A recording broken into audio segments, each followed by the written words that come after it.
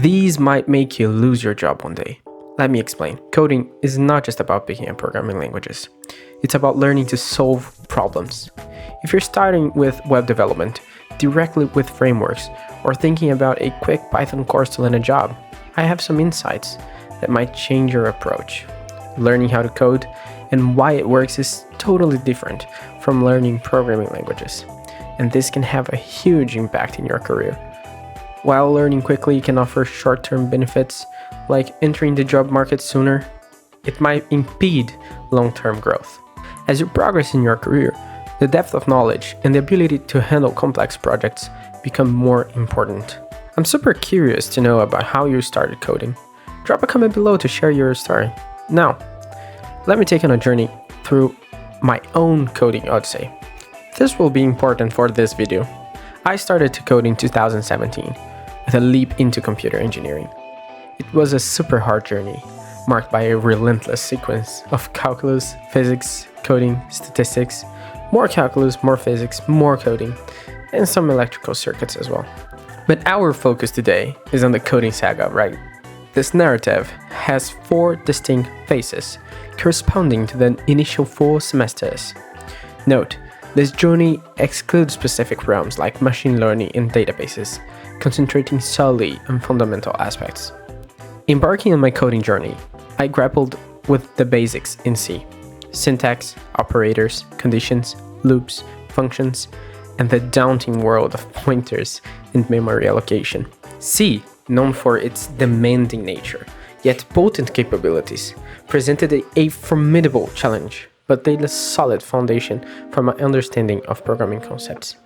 Reflecting on my journey, I realized the 6 months spent unraveling the rudiments of C were not just about learning a language. They were a foray into the true essence of programming. Contrasting this with high-level languages like Python and JavaScript, which promise quicker learning curves, I see a clear distinction. The rapid acquisition of these languages often glosses over fundamental concepts, a critical drawback.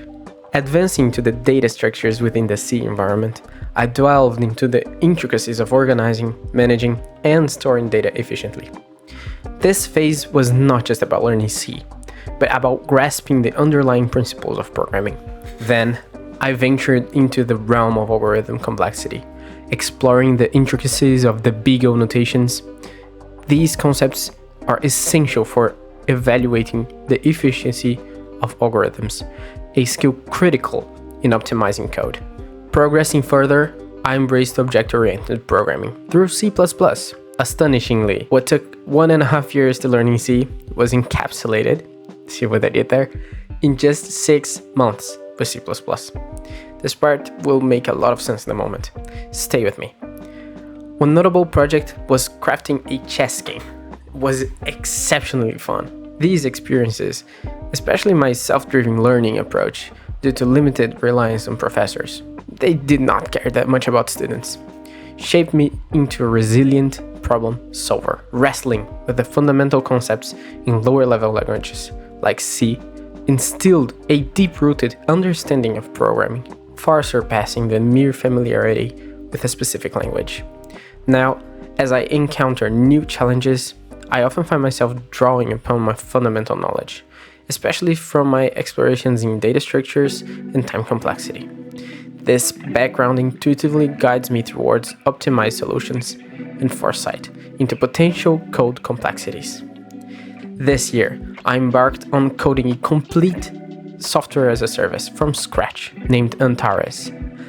This is a tale for another time, but this project was my first glance into web development. Despite starting from the ground zero, I managed to develop the entire project, encompassing front-end, back-end, authentication, CRUD operations, and DevOps, within 4 months.